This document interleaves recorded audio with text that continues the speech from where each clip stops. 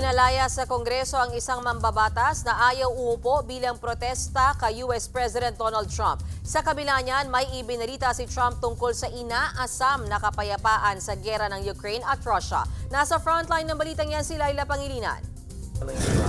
Kahit nagkasagutan, magtutulungan pa rin daw ang Amerika at Ukraine para tuldukan ang giyera laban sa Russia. Si Ukrainian President Volodymyr Zelensky nagpadala ng sulat kay US President Donald Trump. Sabi ni Zelensky, здогадуватись, Україна і Америка. Nakakapanghinayang ang nangyaring tensyon kamakailan sa negosasyon sa White House. Pero patuloy raw silang uusad ng may respeto patungo sa pagkamit ng kapayapaan, kasama ang Amerika, Europe at iba pa.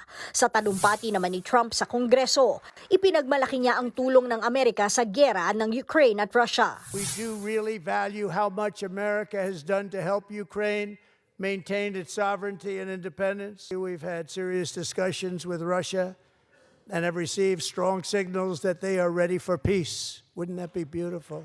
Wouldn't that be beautiful? Hanggang sa US Congress, nagkatensyon din. Isang Democrat representative ang tumindig bilang protesta bago pa man ang talumpati ni Trump. Pinalaya siya. Remove this gentleman from the chamber.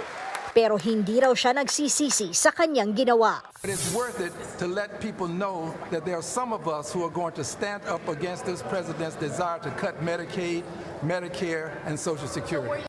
Ang ilang Democrats namang nakinig kay Trump, may mga hawak na plaka. Itinataas nila ang salitang false sa tuwing nagsisinungaling ang presidente.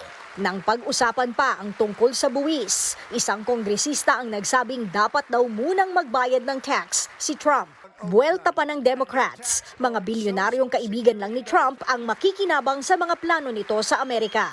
And we can make that change without forgetting who we are as a country and as a democracy. President Trump is trying to deliver an unprecedented giveaway to his billionaire friends. Kung ang mga Democrats maalat sa talumpati ni Trump, panay naman ang palakpakan with standing ovation ng mga Republican.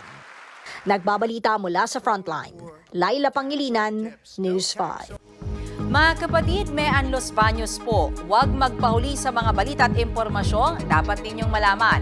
Para sa mas malawak na balitaan at diskusyon, mag-follow at mag-subscribe sa social media pages ng News 5.